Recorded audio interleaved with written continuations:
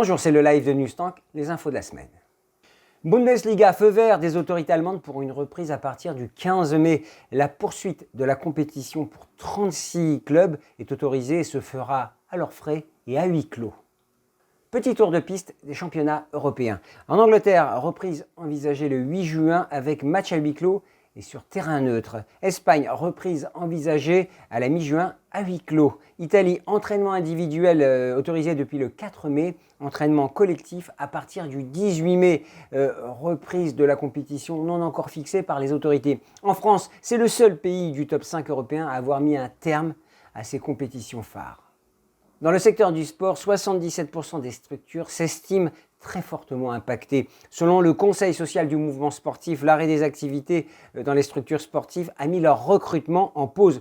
95% n'ont pas recruté. Toutefois, 53% des recrutements mis en stand-by seront relancés dans les 3 mois de la reprise des activités. La source est Cosmos et le réseau de sport carrière. Un mot du président de l'UEFA. Le football a survécu à des guerres, à des épidémies. Dans le passé, bientôt, nous retrouverons notre bon vieux football. C'est ce qu'estime le président de l'UEFA, je vous le disais, Alexander Chefrin.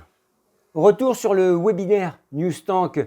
Placé devant le fait du prince, la Ligue de football professionnel a donné une base légale à sa décision de mettre un terme au championnat de Ligue 1 et de Ligue 2. C'est ce qu'affirme maître François Klein lors de notre webinaire qui s'est déroulé il y a quelques jours et notre webinaire intitulé « La fin de saison 2019-2020, enjeux sportifs et risques juridiques ». Le fait du prince, on s'en doute, c'est l'annonce faite par le Premier ministre de l'arrêt de toutes les compétitions.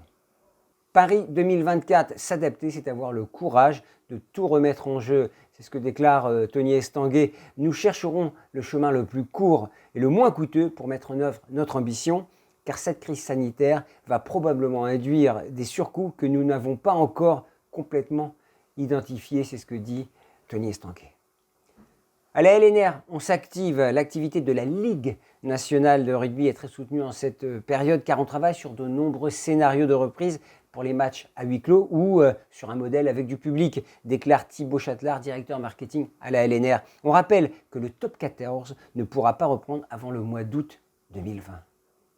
Cyclisme, les 3 grands tours et les classiques seront concentrés en 100 jours du 1er août au 8 novembre. Ça fait 100 jours. Cela concerne au total 25 épreuves. Tel est le contenu remanié du calendrier UCI World Tour 2020 que présente justement l'Union cycliste internationale. Voilà, c'était le live de Newstank. À la semaine prochaine.